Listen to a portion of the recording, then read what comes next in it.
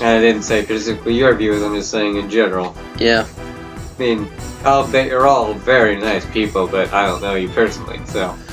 Well, out of everyone that subscribed to the channel, a good chunk of them are actually my friends that I've made across the internet. There's very few that actually aren't my friend, but... Well, yeah, anyway. Yeah. But a lot of the beginning people, like the Spade Hammer Bro, Torn Pages Let's Plays, Majin Greninja, all of them are my friends, which one of those people, not going to say who, is actually working on something for the Digimon Story Cyber Sleuth series. Yeah. So that's a thing. And all I'm going to say is, they're a very nice person with a very cartoony art style, and I appreciate them doing it immensely. I've known them for years, and this is the first time I've actually gotten something very special from them. Not to say that they didn't do anything for me in the past. One of them actually, well, this same person, made me a birthday pic with one of my, with one of the characters we actually made one day. I can't remember which one it was, but it was one of the characters that I had made one day and just posted on the website. Just cause? Yeah, just cause. And she saw it and was like, "Hey, can I do that? Can I do something special with this?" And I was like, "Sure. What do you want to do?" They were like, "It was a secret." And a few months later, it was my birthday, and she did that for me.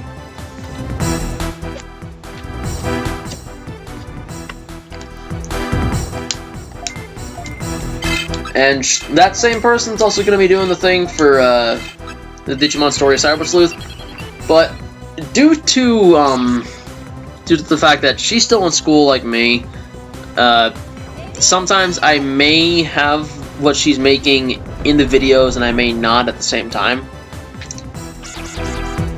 Not going to say what it is, but it'll be there at some points and it won't be yours.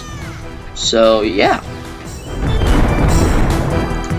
It'll basically be there for anything major that happens in the game. If it's not, then whoop-de-flip-and-do.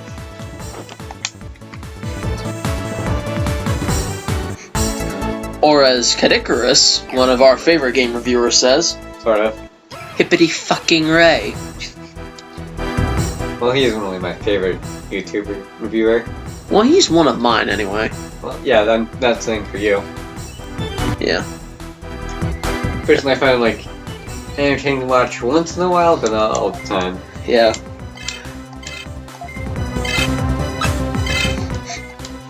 I mean, he's like the completionist in a way, like, they're really good at what they do. Just watch them, like, 50 of their episodes in one day. Though I could do that with Yahtzee from Zero Punctuation. Well, he is Zero Punctuation, there is no from about it. He is the only one doing Zero Punctuation.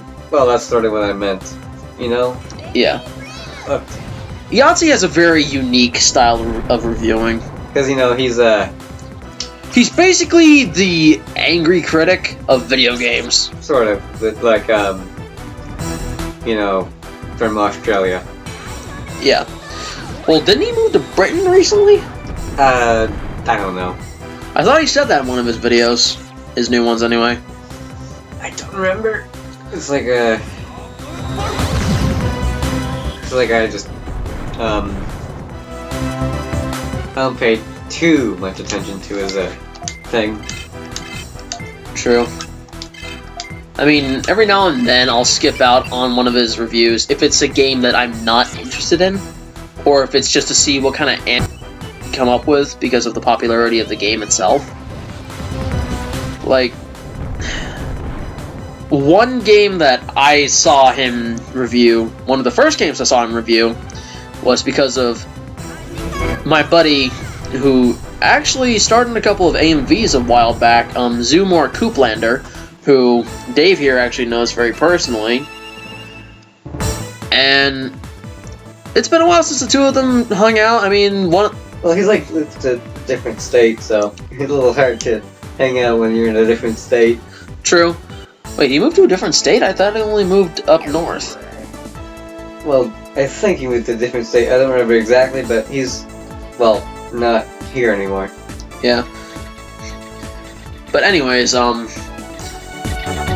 he actually introduced me to Zero Punctuation all those years ago, and the first one he showed me anyway was Painkiller. It's a gun that shoots shurikens and lightning. Seriously, I wish I could come up with something like that. It shoots shurikens and lightning. The only way you could make it better was if it had tits and it was on fire. Yeah, pretty much. Yeah, that was my introduction to Zero Punctuation. Because, you know, craziness. Yahtzee Croshaw is just nuts. Also has a wacky username. Zero Punctuation, Yahtzee. No, Yahtzee, as in, you know, the board game. Yeah. I almost said game board. The game of boards known as Yahtzee. Well, not really board, just like... Well, at least it isn't the pools of infidels. I think he would like to be on a game board, because then he would actually hold up standards. Well, his standards. Yeah. You know what I would really love to see? You know how Yahtzee had his own game, what was it called? Hatfall? He actually has 2 games. Well, he's made 2 games. Well, one, I forget the first name, but it's basically like a, Bethesda does this too, where they take inspiration from Lovecraft, you know, the stories of like Cthulhu, those mystical monsters. It's like that, like, he made a game that's like a simple flash game, like, it's also on Steam, forget for how much, but like, you're basically an investigator trying to stop the Cthulhu monster. Well, I don't think it's Cthulhu, but like monsters anyway. Yeah. He also has Hatfall, which I think he got help with. Yeah. And what's nice of it, you can play it online for free on their website, on the Escape This website, but like, there's a few things locked away for like the buy version. It's not too expensive, but like, he actually, there's like a screen that says thank you for buying this, whether it be the mobile or Steam version. Huh. I got the Steam version because I have Steam, and I don't really have a mobile gaming thing. Yeah. I have an emulator for mobile gaming, but that's about it. And I wasn't gonna buy it on there, so I just bought it on Steam on sale. Interesting. There's definitely more to it than like the free version, so if you like really like it, then buy it. But like if you just want to play it because you need something to do when you're waiting or something, because it's that sort of game. You just play it when you have nothing else to do or waiting on something. It's not the next Angry Birds, is it? No, it's not that like popular. So I was gonna say, there is some stupid shit involving Angry Birds now. Like, just the other day, I saw the actual ad for the real Angry Birds movie. That sentence should not exist. I don't think Five Nights at Freddy's movie should exist either. They're actually doing that? I believe so. I don't know exactly, but like... well, FNAF World's a thing, so... Well, because, you know, Scott Cawthon's trying to go off the popularity of FNAF again. Yeah. Personally, I would have been happy if he just left it at FNAF 4, and then went done with it and gone to a different game, because, like, FNAF World isn't even a good RPG. There's, like, there's actually a famous one called, excuse my language, Five Nights at Fuckboys, which is a lot better in an actual RPG.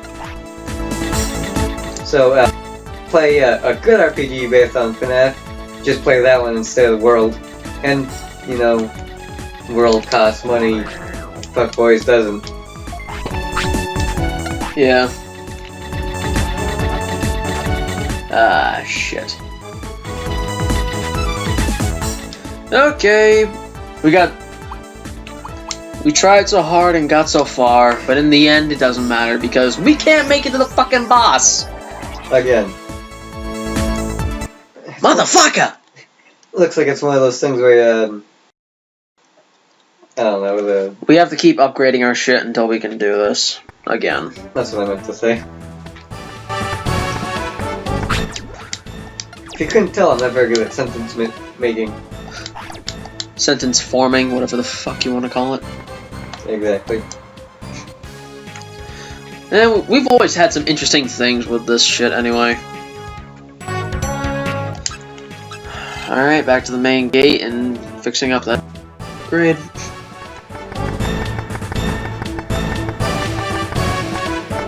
This is totally off topic, but that just reminded me of how junk in Fallout 4 is, well, not really junk anymore.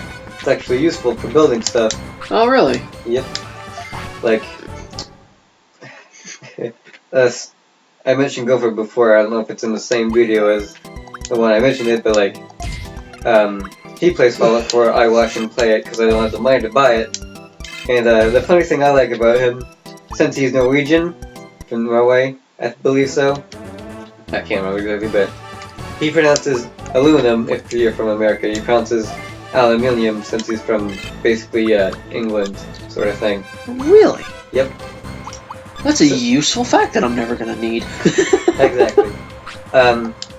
Same way how Americans pronounce, well, spell color with C-O-L-O, sorry, C-L, no wait, I'm not spelling correctly. C-O-L-O-R. Exactly, and the British spell it C-L-O-U-R, right? Yeah. Is it? I don't know why we spell it like that, I don't know why they spell it like that, it just happened like that.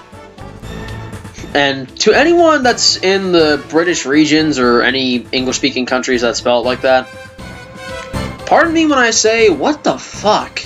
Because I appreciate other language things. I love watching anime, so I have to read half the time for my stuff, even though I prefer dub. Call me a weeaboo all you want, I don't give a fuck. But anyways, I just find it weird because whenever I read it, it's like, should I read it as color or color? Yeah, that's how we think of it, because like, we're used to the O-R, not the U-R.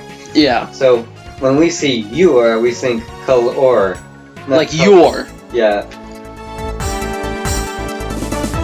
That's sort of how regions work, anyway. Yeah.